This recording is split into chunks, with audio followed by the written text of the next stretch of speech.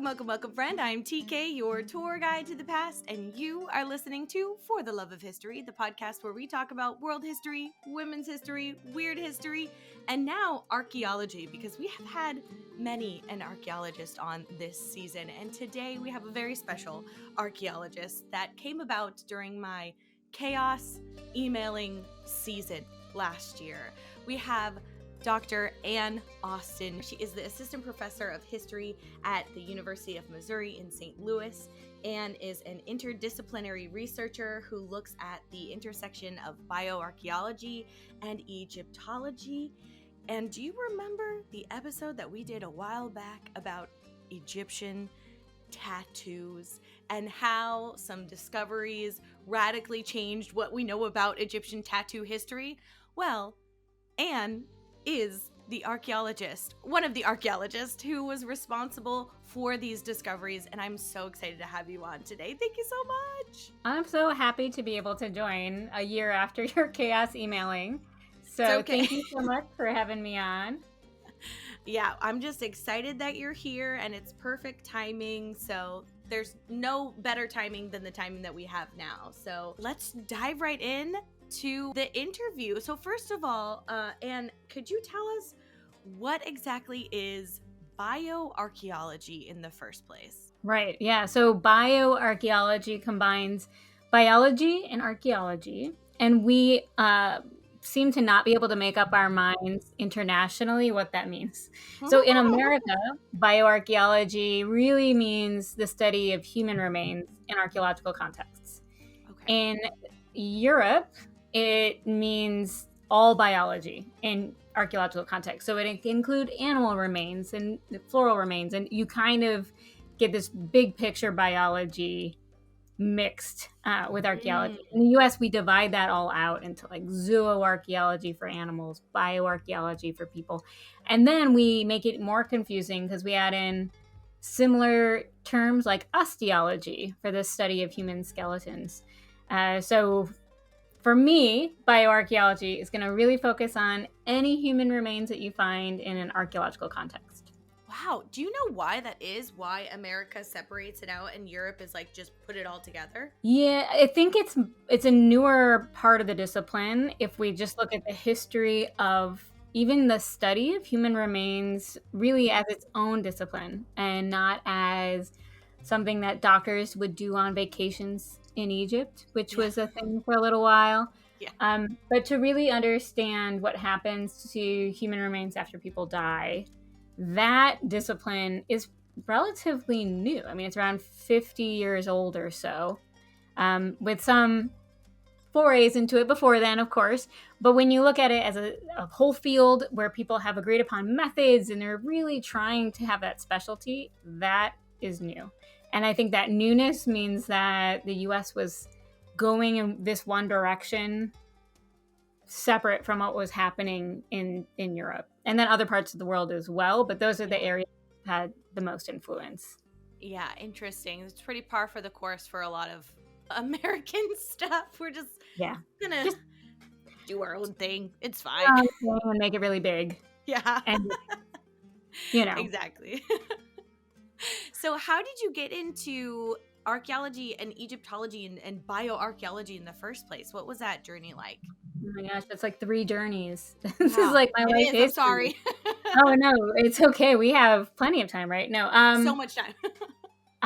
So my family my mom was always interested in archaeology and Egyptology specifically. And when I was in a coming of age period, we went and visited Egypt, which was such an amazing opportunity that, very few people get, especially at that age. Yeah. And when we were there, my sister was also interested in Egyptology. She was at the University of Michigan at the time and taking courses. So we had like people in my family who were interested. And when you're like coming of age, you don't want to do what your mom and sister want to do. Right? I don't want to do that. But I was so drawn to how much we don't know actually about ancient Egypt. So I remember asking all these questions like, what's over there? And why did they do this? And what about the normal people who weren't kings and queens? Where are they? And those questions lingered for me. Mhm. And then, so that's Egyptology. And then I go to college and I majored in archaeology in college and had those questions in my mind. And I went on digs in other parts of the world and I just couldn't get at those questions to the depth I wanted to. And then that got me to bioarchaeology and the fact that we can learn so much about people's lives through the study of human remains, and that means we can diversify the past. So it's not just the people who left the biggest monuments or the people who had the most money that get to tell their stories. And that brought me back into Egypt because I then got to mix this all together into like a little melting pot, Yeah. to really start to ask the questions I had back when I was in that coming of age period. That's awesome. That is so cool. I know there's like a kind of a joke that millennials all wanted to be two different things. Like we all wanted to be marine biologists or we all wanted to be archaeologists. And like Okay, I didn't know. Well, yeah. there's like I'm chronically online. It's my job. So God, now I I'm saw just so I'm a millennial stereotype. Is yeah, I that guess so, but like the best kind of stereotype because you were one of the few that like made it actually into being an Egyptologist, you know. yeah, like I left the sandbox. No, I didn't really. I came right You back in did. and like just You were snuggled in the in. sandbox. We Yeah. left the sandbox. Yeah. So the way that I found you is from doing my research on the changing history of Egyptian tattoos. And I want to ask you about what it was like to find that first tattoo on the woman from Deir el Medina. Can you tell us a little bit about that? Sure, yeah. So yes, I've been working with the Institut Français d'Archéologie Orientale, the French Institute of Oriental Archaeology, at Dar el Medina since 2012. Wow. And they've been working there since for over a century, Wow. so since the 1920s. And that that long time of work meant that they started working there before what I just told you, before the Mm, bioarchaeology as a discipline really came about. yeah. So even though they'd been working there that long, no one had studied the human remains. Mm, And I went there for my dissertation research, which was looking at health and healthcare. And as I was working inside the tombs, I have to explain like what this looks like. yeah. So the tombs there are all cut into the living rock. So there are these rock cut tombs and you descend into them in some way, shape, or form. Sometimes there are stairs, sometimes there's a pit. And so when you're inside these tombs, like there's nothing, there's just you and whatever you can find inside the tomb, but there's no other human beings or light, or like you bring your own electricity in with you and you take it out when you leave. So it's this very kind of quiet, just Yeah. picture extremely quiet space. Whoa. That's lit by a single very incandescent light, right? So it's imagine you're surrounded by rock, in my case surrounded by human remains. Mm-hmm. And as I'm working through these human remains, these are ones that had been in a tomb that was on display for visitors. So they put human remains in a room to the side. But for So like that's, back in the day, for oh, people people to can you can still visit this tomb. I mean, in Ooh, theory. Right okay. now it's closed. They rotate them, but it'll be available again. Oh wow. Okay, cool. Yes. So Interesting. this is the tomb of Nefer. And if you walk into this tomb in sometime in the future, as you're going into the tomb, you look to the left and there's just this little pathway to the left that leads to nowhere. And that actually led to my little nook where I would do my work. Cool. And so because they moved the human remains to the side, they put them in temporary storage. And I found this one torso of a woman, and it's from her neck all the way down to her pelvis and her arms, except for her hands. She doesn't have her legs or her head. And I noticed immediately her neck, because her neck is very well preserved. Her skin is very well preserved. It was light enough that the contrast of the black ink was incredibly noticeable. Wow. But when I saw that, I didn't think it was tattoos, because it's pretty normal for them to put amulets on the body in these points. And the amulets are protective ones, and these were protective symbols. So I thought, oh, this is creative. They're like painting on protection for the afterlife. And then I looked a little closer and I realized like these are not painted. They are part of her skin. And that's when I had this moment where I stepped back and I looked at her whole body. Mm-hmm.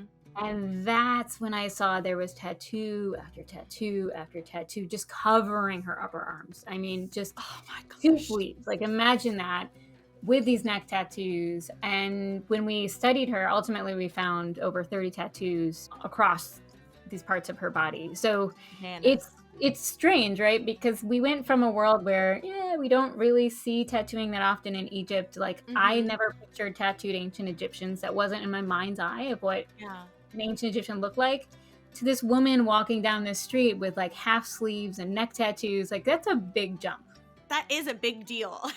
It's huge. Crazy. I have goosebumps right now just thinking about you in that tiny little dark room with your one little light in the complete silence. Like, hey, did I just find like something Right. really crazy? Right. And being like, have I been down here too long? Yeah. Like, Am I seeing things? Are there fumes? Is there a canary that somebody can bring down for me? Like, right. what is happening right now? That is so cool. So, when you found the woman's torso, did you think that this was going to be kind of like a one-off thing, or were you thinking, okay, we really need to re-examine a bunch of other remains? What happened after you made that discovery? Yeah. For her torso, I mean, I lucked out, right? Because Mhm. the ones on her neck were so noticeable that it would Yeah. have taken a feat to ignore these. Yeah. But it made me, especially as I looked at the other parts of her body. So, for example, I looked very closely on her back, and we didn't find any tattoos the first season. And then I came back with a sensor that had infrared, Mm. an infrared sensor on a camera, so I could actually use infrared to look at her body again. And in that near infrared camera, suddenly multiple tattoos in her back just popped out, which was another moment of like, it felt like magic to see something you haven't seen, no one's seen for 3,000 years. Yeah. And it takes, this magic act for them to appear. And I Yeah. didn't really, I had looked so closely the year before, I thought, no way, is there anything else here? And then Mhm. these new tattoos appeared. So that helped me realize that I knew there's a good chance we're missing tattoos. Yeah. It's just very hard to find them. And I think this is a reality just in general. So you need amazing preservation because you need Mhm. skin to be preserved well enough that Mhm. you can actually detect tattoos. So if the Yeah. skin is only partially preserved, that won't be very effective. You need this to be true on human remains that are unwrapped because we don't Mm. unwrap human remains anymore. It's an unethical practice. So Yeah. that's like less likely that you're going to find that combination. Mhm. Um, and these have to be the parts of the bodies that were tattooed and the bodies that were tattooed. So we know not everyone was tattooed. And so it's actually like pretty difficult to find these, and you need special tools and technology to be able to accomplish it. So when Yeah. I went back, I found more tattoos basically every season for a while. We were finding a tattoo here and a tattoo there. Wow. And we just happen to have that triumvirate of human remains that aren't wrapped, that are extremely well preserved, and we have the technology and know how to find them. Whoa. That is like there's so many circles that need to be in this Venn diagram to like have that perfect cross section of being able to find these tattoos. So when you found these tattoos, are you aware of like what class of people the remains belong to? So in the ones that I've found, it can be really hard because these are human remains that were looted even since antiquity. If we go Oh back wow. to the records from ancient Egypt, we see documents of tomb robberies where we know people were taking and moving bodies. And it made sense because, you needed a coffin. There was a period where it was very hard to get wood imported, which is what you needed to make these Oh wow. coffins. So I like think about it when you're like, well, if your beloved mother died and there's Mhm. some lady that's a few generations back that you've never met, like, sure, I would Yeah. trade I would do that. I would take Yeah. that woman out of her coffin so that my mother could have the afterlife that she deserved. Yeah. Yeah. So they were doing that back then, and Wow. bodies were starting to get mixed a little back then. Okay. Then you fast forward, and I'm sure there's stuff going on after that. We know for a fact, for instance, in the 19th and 20th centuries, when tourists were coming by, They were buying mummified heads and hands Yeah. to bring home. And when Yeah. I count what parts of the bodies are missing, guess what? I'm missing like hands and heads, right? I'm missing the Yeah. parts these European tourists were often taking, Wild. and American tourists. So there's that element too. So I bring this up to say when I'm studying the human remains are all mixed up, Uh-huh. years and years of looting. And it can be very hard for me to associate bodies with objects. But when you look at earlier tattoos in Egypt, so I work in the New Kingdom, which is around 1550 to 1070 BCE. If Mm-hmm. we go earlier to the Middle Kingdom, which is around 400 years before that, Mm-hmm. we see we've got individuals that are in extremely high value burials. They've got upper echelon of society locations, Yeah. amazingly expensive objects made out of gold and silver, Mm-hmm. titles that are limited to the upper echelons of society. So we have other contexts that tell us that people who are tattooed did have incredibly important roles. Yeah, that's so incredible. And that totally changes the narrative of what Egyptian tattoo history was saying previously, where, in the even in the early 20th century, it was believed that only dancing girls and women of ill repute were getting tattoos. And now you have this evidence of people in really high positions getting tattoos, which is kind of like, yeah, like I just feel Yeah, like, so.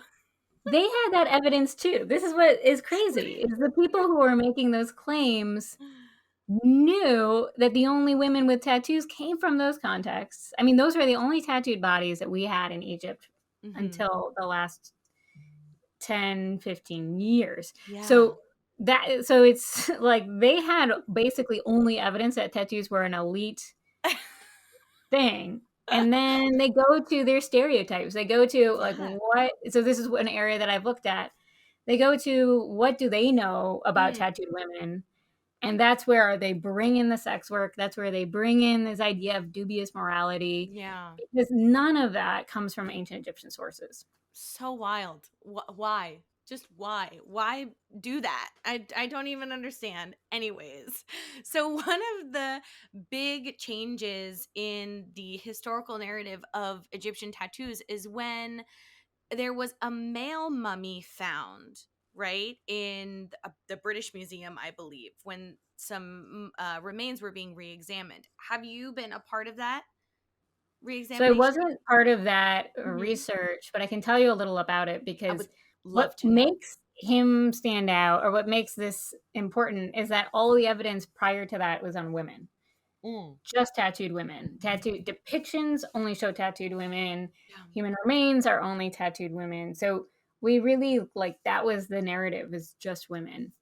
The other thing about the narrative is all of the evidence we had pretty much came from those Middle and New Kingdom periods. So Mm-hmm. just from that, like around 500-600 year range that I was just talking about. When you then look at this discovery in the British Museum, what's even crazier about it is that the researchers who discovered it, this is a tattoo or two tattoos that are found on one of the most visible Egyptians in history. So this is on Gebelein Man A. He's colloquially also called Ginger, and he he was a pre-dynastic man. So Mm-hmm. he was from the very earliest periods where a lot of people start seeing these signs of Egyptian civilization that continued for thousands of years later. So this is also some of the oldest human remains in the world with Yeah. tattooing, period. And he was on display in the British Museum for decades to millions of visitors every year. But again, it just takes that shift. So Renee Friedman, who's also been studying tattooing in Egypt, looked at him with the infrared camera and got the right light and realized that this little part of his arm that looked like a smudge to so many people was Mm-hmm. actually a set of two tattoos on his shoulder. And she's also identified tattoos in a lot of Nubian cemeteries in Egypt or Nubian burials in Egypt. So she's been able to connect tattooing both across Egypt and Nubia as well as this early pre-dynastic work. That's so cool. Okay, I'm gonna ask for her email after this interview, if you don't mind. For sure. You'll be an expert on tattooing in Yeah, Egypt. You'll I'm be like the trying. next person. You'll interview yourself. Yay. That would be great. I would love that. Just head to Egypt and do my little thing. Yeah, this is how archaeologists do it, right? They go like this. Yeah, we Uh, just yeah. that is so incredible. I think it's really important. I always harp on this on my podcast that diversity in history and archaeology and all of these disciplines is so important to see that other aspect, because you're completely right. All of these people were walking by Ginger, which I love that name for him, and just didn't see, the possibility of that being a tattoo, and then it just took a perspective shift to Mhm. be able to see that, and that is so freaking cool. I love that stuff. I'm so excited.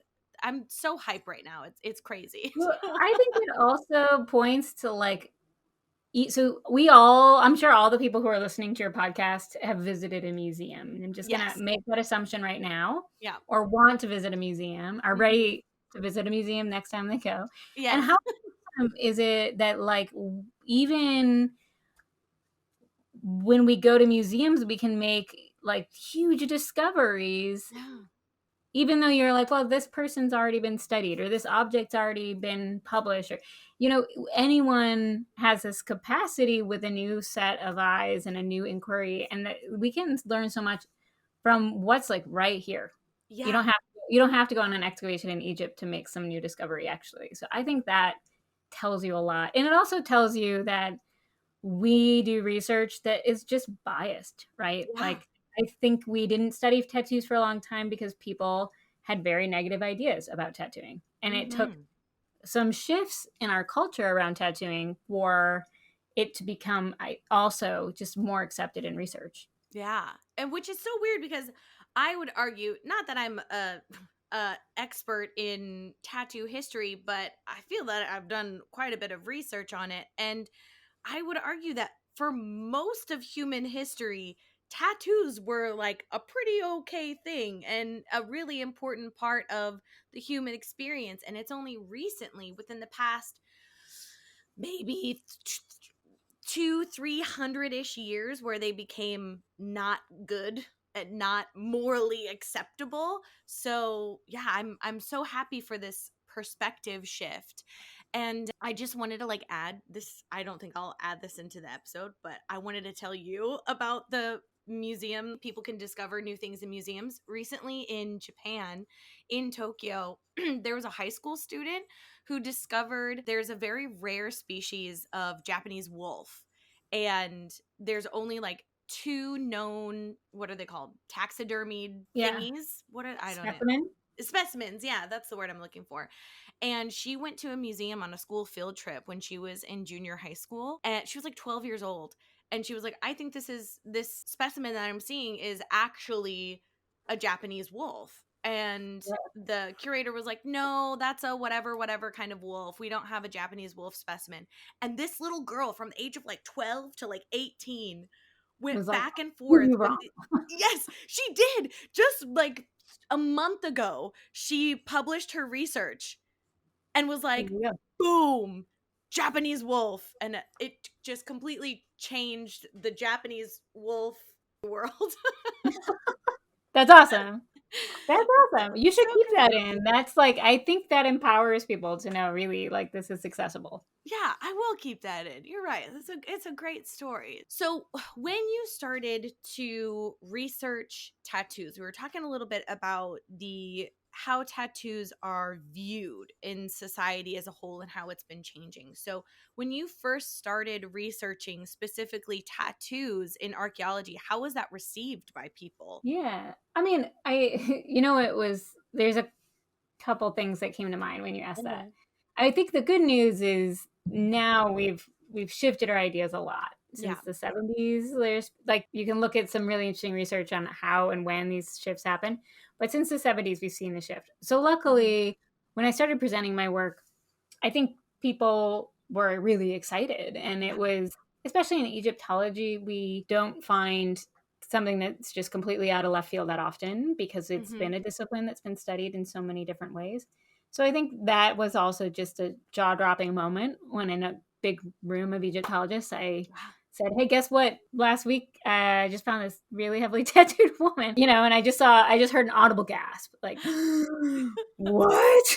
Right? So that, and what was also interesting is I've been working at Darul Medina for a little while, and some people said, these human remains have been, pillaged, and some of the tombs were reused and they've been moved around. Like, what could you possibly learn from this study? So I really was getting some pushback from very specific scholars. And those are people who tend to study texts. So when I then find a body that's covered in essentially texts and visual language, then suddenly they're like, this is, your work is great. Like, there was a big shift, from naysayers to like, yes, this is definitely not, like, we agree with you and let's do more of this. So I feel like what it did, and I didn't realize it took this, but as I mentioned, bioarchaeology, I do bioarchaeology and Egyptology, and I try to bring these two together. And it is hard to take disciplines and say, you guys should talk to each other because I think you're going to learn something from each other. And it took finding hieroglyphs on bodies for that to work for some people. Yeah.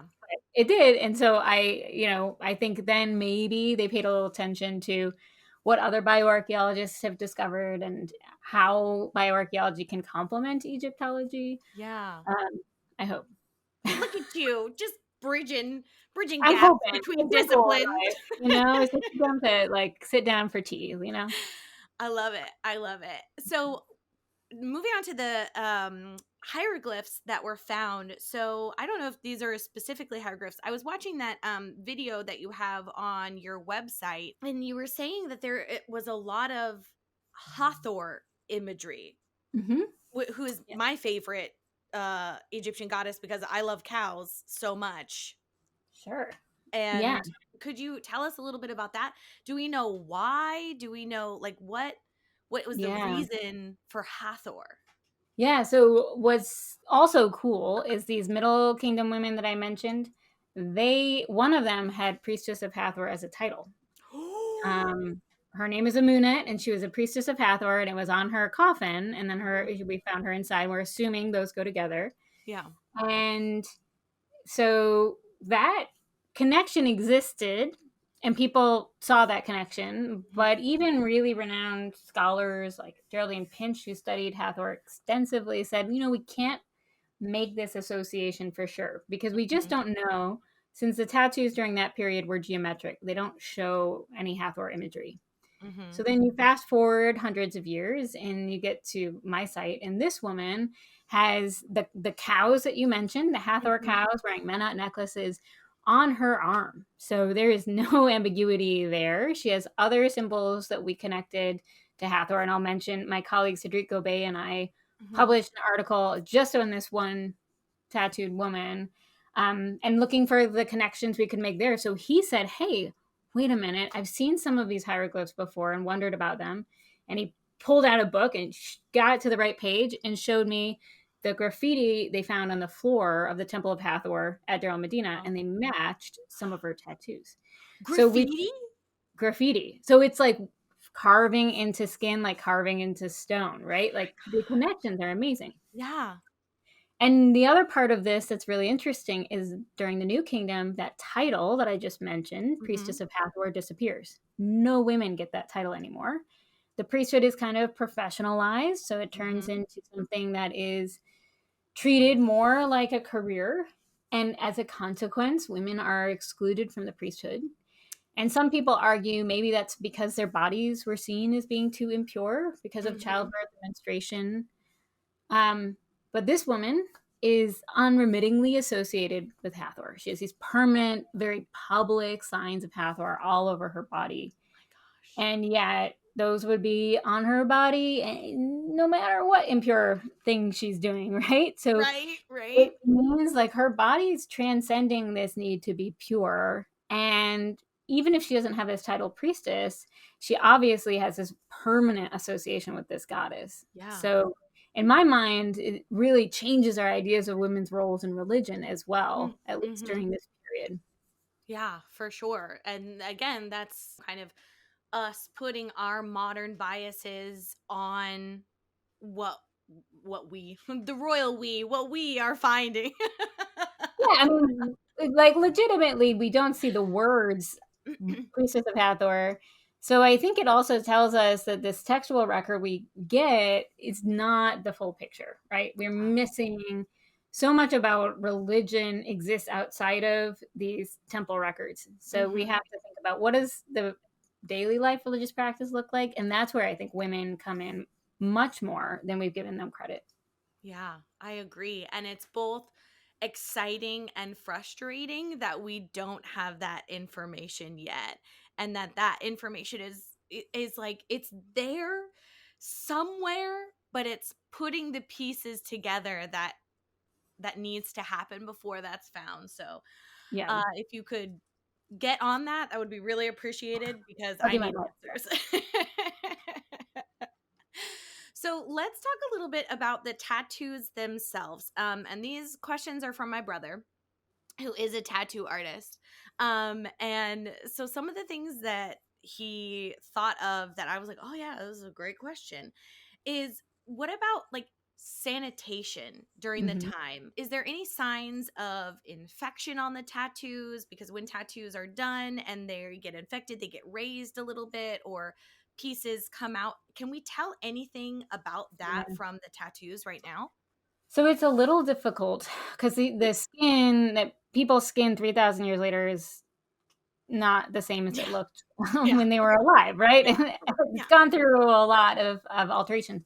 So it's hard to test based on something like the level of the skin, and even Hmm. the preservation could be affected by these other factors. But Yeah. there are points where I see tattoos that are clean lines, very well preserved, and ones that are missing bits, right? So Hmm. there's a couple ideas around that. It could be the preservation bias. It Hmm. could be also, we don't have tattoo guns. You're doing it manually. Yeah. So the skill of the person who's actually making the tattoo is going to be a factor, Hmm. and the tools that they're using. Yeah. So in terms of those factors, we've thought about them a little. The tools are really hard to access because it's literally finding, in some cases, a needle in a like 3,000-year-old village that's been reused and all these things, right? Right. Like Yeah. more than a haystack. It's really Right. hard to find. And Yeah. so, and that needle could have been used for sewing. It could have been used for other things. So Yeah. finding these tattoo tools, I have some colleagues who've done research on that, and they've done some amazing work, to say no, we really confidently think these artifacts are tattoo tools. Mm. But those we so far have some possibilities, but not 100% in Hmm. Egypt. So we have some toolkits that could have been for tattooing, but we don't know. Mm. And then the other way that people have approached this, and this is something your brother he'll love to check out, is my colleague whose Instagram handle is Archeology Inc. Oh, archaeology. Aaron Dieter Wolf. He and then my other friend Danny Rede did an experiment where Danny is a tattoo artist and he tattooed himself using different implements and then recorded the whole process and the healing. And he Stop. looked at how the techniques and the implements that he used, so the techniques and tools, impacted the healing and what we can reverse engineer from the tattoo. So if you look at the characteristics of the tattoo, what do they tell us about if it was hand poked, if it was cut and then like rubbed Rubbed in, in. Yeah. skin sewing. So that's where we're starting to get new information. And I don't have conclusive ideas from Egypt yet, but that's Hmm. something where we're starting to get some more information. And then the That's so last point cool. I'll make is about sanitation.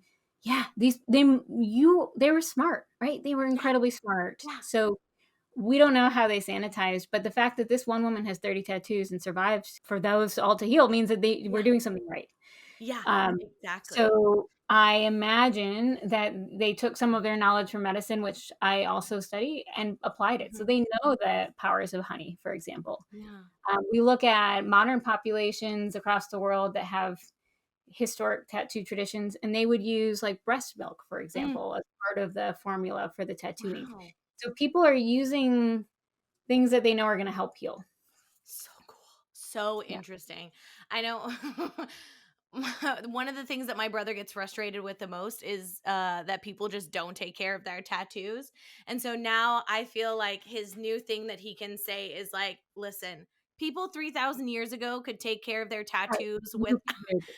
yeah, they didn't have antibacterial soap. You can wash your tattoo Right. once or twice. You're going to be fine. So for the tattoos in Egypt, you said that it wasn't conclusive quite yet, but do you have an idea of if it was poke and stick or if it was Mhm. cut? Right now, we think hand poke. Okay. And then what they tools, it could have been these like copper needles Mm-hmm. that they might have done in bundles so that they could get multiple pricks at the same time, get Yeah. consistent thickness. Or the other thought that I'd like us to think about is acacia thorns and whether or not there's organic compounds you could use. So or acacia thorns are pretty big, and we Mm-hmm. know in later periods that they used them for tattooing, and those would be much more sanitary because you can get a new one, you don't have to reuse. So we are thinking about like how we might be able to test this, but it's Mm-hmm. not that's kind of just in the back of my mind right now. Yeah, yeah. How and apart from like tattooing your own skin with acacia leaves, like how would you even go about testing Oh, that? you Would have to well, you have to have someone who will tattoo themselves because, I mean, when Aaron tattooed, pigskin and people said, "Well, I don't know that these results are accurate because you don't see the living skin, you don't see how it heals, blah, blah, blah." So yeah. then, apart from tattooing other living creatures, which seems Mm-hmm. far less ethical than just doing it to yourself. Yeah. If anyone listening and they want to tattoo themselves with acacia thorns and I I don't know. volunteer as tribute. for Yeah, for history. I'm 1,000% I'm ready. I'm ready to be okay, tattooed. As long as I can have a Hathor cow, I'm good to go. sure. Okay. Okay. Perfect. I'm so serious about it. And I think my brother would be too. My mom would get into it. We're the history family is Maybe a ready. family tattoo. Yeah. Yeah. We can Okay. all do different different techniques and then we'll come together cuz we're DNA related. So then, it would reduce the Variables? variables. I don't Sure. know. Yeah. I'm ridiculous. Um, so then my next question is, does it seem like the tattoo as a profession was a job title, or does it seem like different people were doing it? We don't know. There's no texts referencing Mhm. tattooing. There's no texts Oh, that describe it. annoying. There's no visual evidence that shows people getting tattoos. Yeah. So we don't know that element. For New Kingdom Egypt, it's predominantly done on women, and in anthropological research on women's tattoo practices, often when it's done on women, it's by women. So it's a Hmm. possibility that this is just not as visible in the textual records because in ancient Egypt, women were less likely to be literate. And if that's Mm. the case, then we might not be able to find those kinds of records. So we're not sure. This one woman's heavily tattooed. I don't have anyone else who's got 30 tattoos. So I have a tattoo here and a tattoo there and these lower back scenes kind of, but nothing like that one woman. Mhm. So that diversity tells us at least something that Yeah. there's probably, these aren't just markers that you've had menstruation or had a child, that there's more going on for who gets to have tattoos and who doesn't. Yeah. So interesting. I can't wait to see what other things that you find in the next season. So, for our final question today, I just want to ask you, why do you think it's important to study all of this? Why are tattoos important to study? So I didn't know the answer to that question when I started because I started studying them because I found this heavily tattooed woman. And then as my research came out, I started to see where it gravitated and how it hit people. And what I noticed is that it was hitting people who have experienced tattoo stigma, who have family members that really aren't accepting or loving of them being tattooed. Mhm. And who have grown up thinking, okay, I have tattoos for these reasons, but it's not looked well upon by so many people. So I have to hide them, right? Many people feel obligated to hide their tattoos if they have them, and hide them from the people they love most in the world. So telling family members can be really hard. And I think looking at tattoo history across cultures, when you see that it is so prevalent, that basically when we find human skin, we find tattoos. It's in many places, some of the earliest mummified remains we have are tattooed. So it's not just a tradition that has been reinvented over and over and over again, but it is a tradition that goes back far, far in time, way farther than we have evidence for. And when we start bringing out this history and showing the diversity of what tattooing has meant and still continues to mean, then I think it helps people have that perspective shift. And like you said earlier, tattooing and the stigma around it, there's been stigmas up and down over time, but it is not the norm. And it is certainly not common across all cultures. And it is far more common that cultures use tattooing to tell really important things about themselves, for really important experiences, for healing, for showing their membership in a group. And that's what I want people to walk away and say, okay, where I have whatever my gut reaction to tattoos is, let me ground that in the reality of the history of tattoos, the diversity of tattoos, and use that to rebuild that gut reaction into something that's like much more representative of humanity. Yeah, that was beautiful, Anne. Perfect way to end the episode. Thank you so much. I really appreciate it. And thank you for coming on today. And just to, close us out, if people would like to find you and read your research, is there anything that you'd like to plug? Where can we find you? Sure. Yes. So I am on Instagram. I don't post often, but I am on Instagram. So I'm just going to give you that heads up. And if you want to learn about tattoo history, look for me there. It's like Ann Austin _PhD. I'll double check that before you. And I'll put it in the show notes. Perfect. And I love sharing work. So I have some things that are all out and open source, but if you want to find a publication that you can't get access to, and this is true for pretty much all researchers, just email. So my email is austinan@umsl.edu, and it is open. And I have had fascinating conversations with people about tattoos that are all over the place. So even if you're like, hey, I want to get an ancient Egyptian tattoo on my thigh, did I do this right? I have had that conversation, and I'm happy to have that conversation with the next person. And so great. Yeah. And that's where, and I will be sharing stuff in those places. So look out for Instagram, and feel free to email if you find something and you want a copy.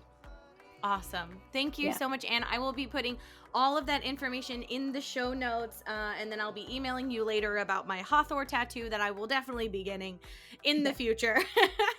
Perfect. So again, thank you so much for coming, and I just really appreciate you taking the time to share your research on something that is really close to my heart, and yeah, just thank you so much for coming, Anne. Yeah, thank you for having me. And I will see you in the outro. Bye.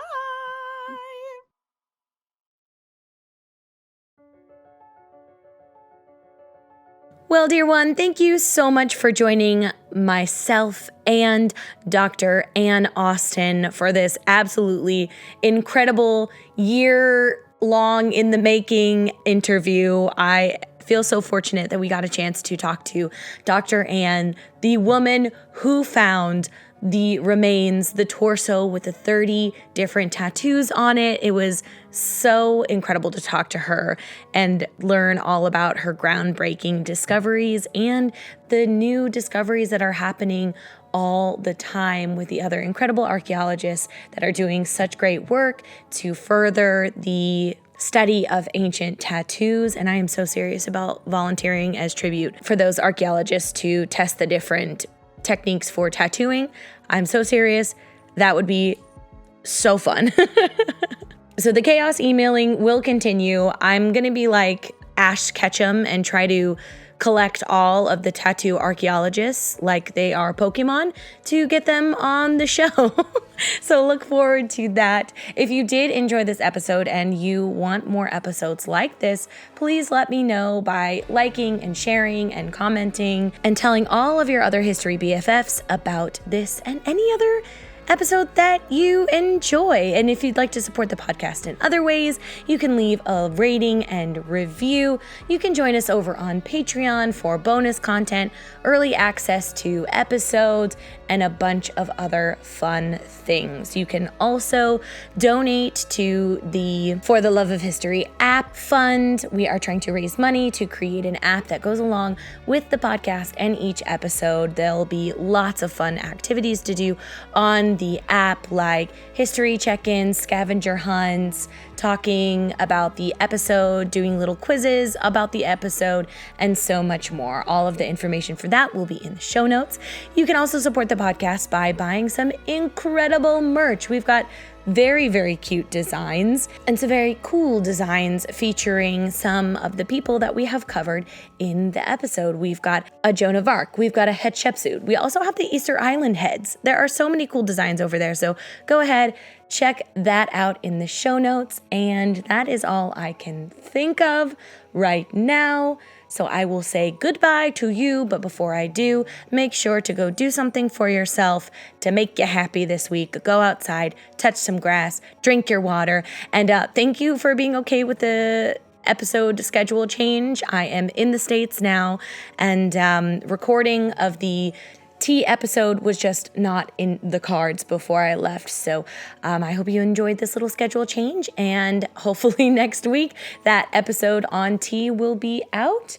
And okay, I will see you next week. See you later. Love you. Bye.